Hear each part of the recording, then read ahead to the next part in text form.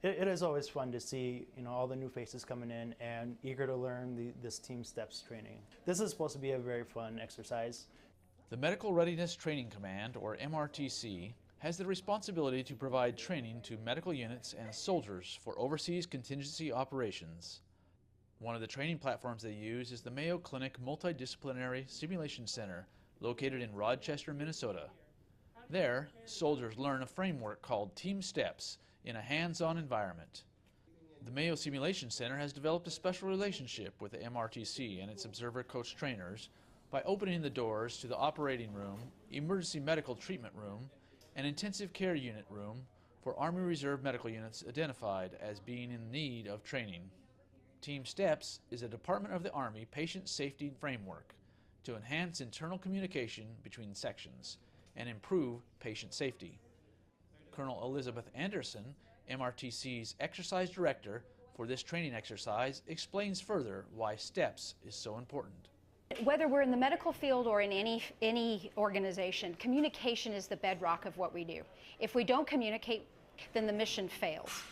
TeamSTEPPS is a process of teaching people tools that they can use to maintain good communication. This particular 3-day rotation at the Simulation Center focuses on soldiers assigned to the 228th Combat Support Hospital, based out of San Antonio, Texas, who are applying TeamSTEPPS as they move the patient through all the areas of the hospital in a simulated combat environment.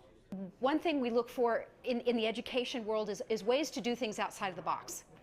Is what you're doing relevant? Is the time you're spending to train, to prepare for what's coming, worth the effort and time that goes into it? Mayo is definitely worth that. Clearly stated, the environment that they're allowed to come and train in, the support that we get from the Mayo staff, from RTS Med, from the OCTs, makes it absolutely worth it. One of the OCTs assigned to the 7212th Medical Support Unit, who is supporting the exercise, explains how stress is a desired effect of the training. Staff Sergeant Bingham Elliott makes loud noises to give a voice to his moving mannequin. 10 out of 10. I can't deal with this.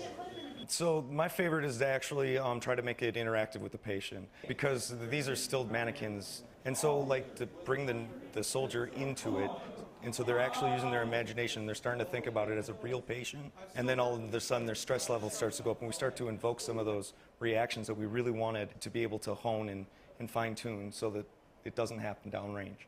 The desired result of this training is that soldiers and units are equipped with the knowledge and experience to utilize TeamSTEPPS during the delivery of patient care. Commanders take home pre- and post-exercise survey findings that assist them in assessing their organization's strengths and weaknesses in support of the Army's first priority, readiness. Reporting from Rochester, Minnesota for Army Reserve Medical Command, I'm Sergeant First Class Kenny Scott.